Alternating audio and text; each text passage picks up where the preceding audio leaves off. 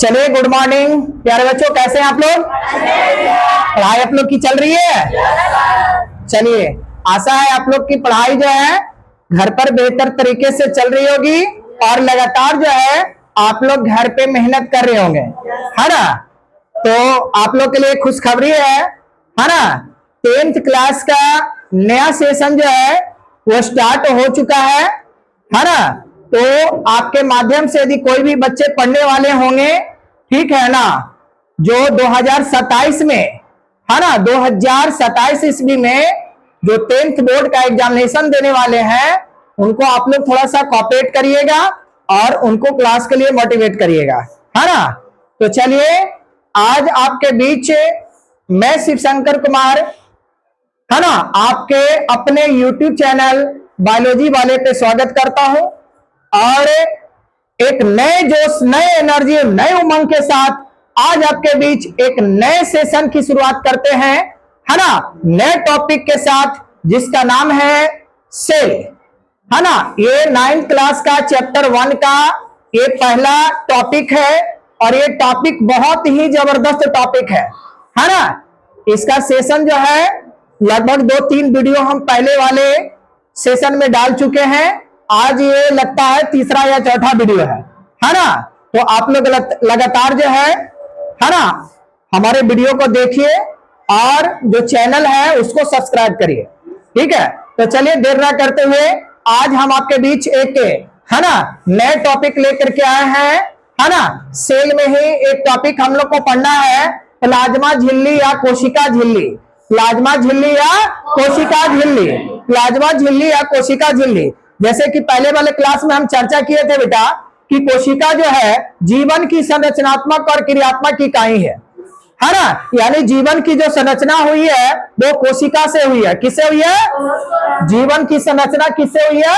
कोशिका से हुई है, ठीक है ना? कोशिका उत्तक बनाता है, उत्तक अंग बनाता है, अंग से अंग तंत्र का निर्माण होता है, तभी शरीर का निर्माण होता है, ठीक है ना?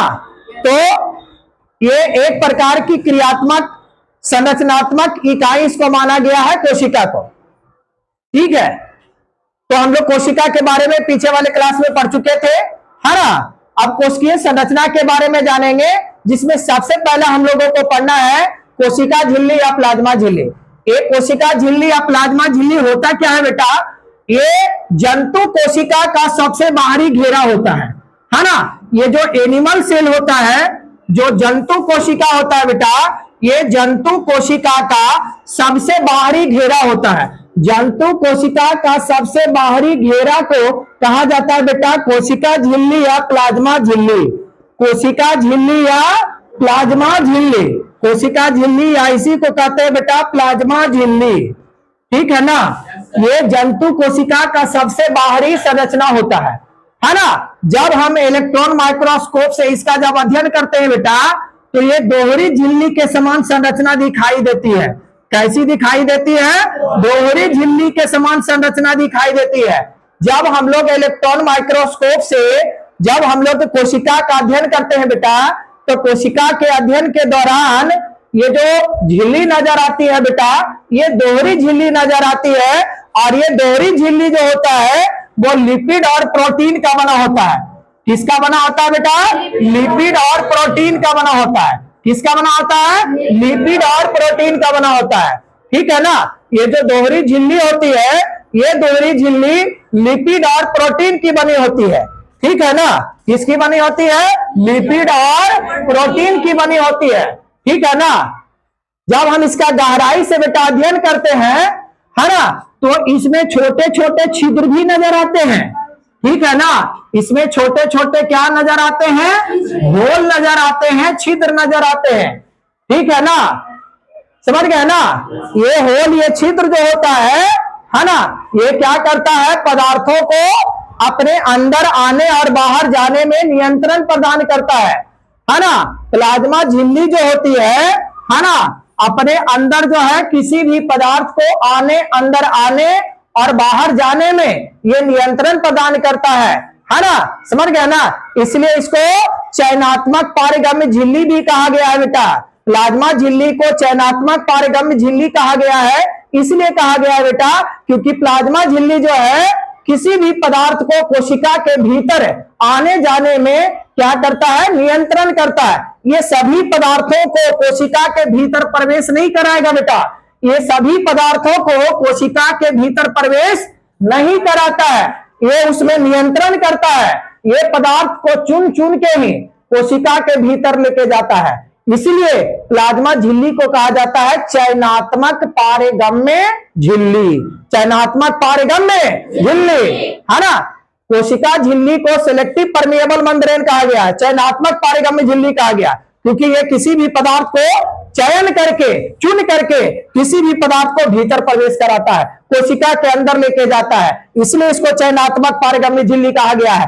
ये दोहरी झिल्ली वाली संरचना होती है बेटा जो लिपिड और प्रोटीन की बनी होती है। किसकी बनी होती है?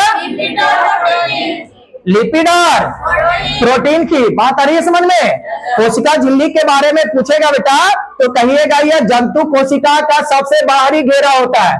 कोई आपसे सवाल कर दे कि प्लाज्मा झिल्ली है क्या, तो लिखिएगा यह जंतु कोशिका की, यह जंतु कोशिका की, जंतु कोशिका की सबसे बाहरी घेरा होती है, सबसे बाहरी घेरा होती है ना। यह सबसे बाहरी घेरा होती है। कौन बेटा? प्लाज्मा झिल्ली। कौन? प्लाज्मा झिल्ली जंतु कोशिका का सबसे बाहरी घेरा होती है बेटा। यह दोहरी झिल्ली जैसी संरचना होती है, यह दोहरी झिल्ली जैसी है ना, यह दोहरी झिल्ली जैसी संरचना होती है। ठीक है, ये कैसी झिल्ली होती है? दोहरी झिल्ली जैसी संरचना होती है जो लिपिड और प्रोटीन की बनी होती है। किसकी बनी होती है बेटा? है ना, लिपिड एवं प्रोटीन की बनी होती है। लिपिड एवं किसकी बनी होती है? प्रोटीन की बनी होती है। प्लाज्मा झिल्ली लिपिड और प्रोटीन की बनी होती है। यह जंतु कोशिका का सबसे बाहरी घेरा होता है। यह दोहरी झिल्ली नुमा संरचना होती है। यह लिपिड और प्रोटीन की बनी होती है। यह लिपिड और प्रोटीन की बनी होती है। ठीक है, बात आ रही है समझ में?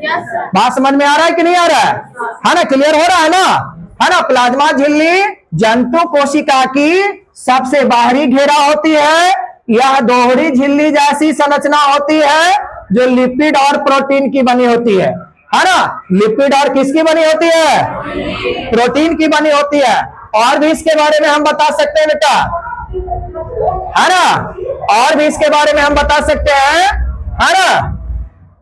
इसे चयनात्मक पारगम्य झिल्ली कहा जाता है। इसे चयनात्मक पारगम्य झिल्ली कहा जाता है।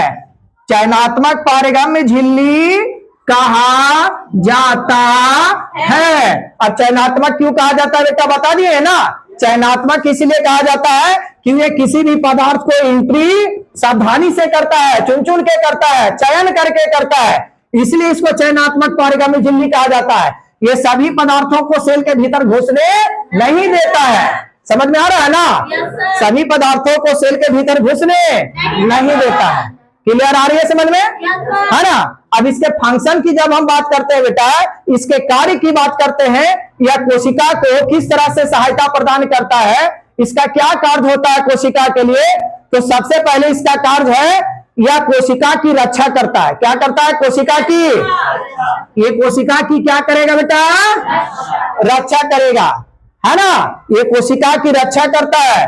कोशिका के भीतर जितनी सारी कोशिकीय संरचना होती है ना, कोशिका के भीतर केंद्रक होता है बेटा, केंद्रक के भीतर केंद्रिका होती है ना, केंद्रक द्रव होता है, कोशिका द्रव होता है ना। इसमें बेटा सेंट्रोसोम होता है। क्या क्या होता है?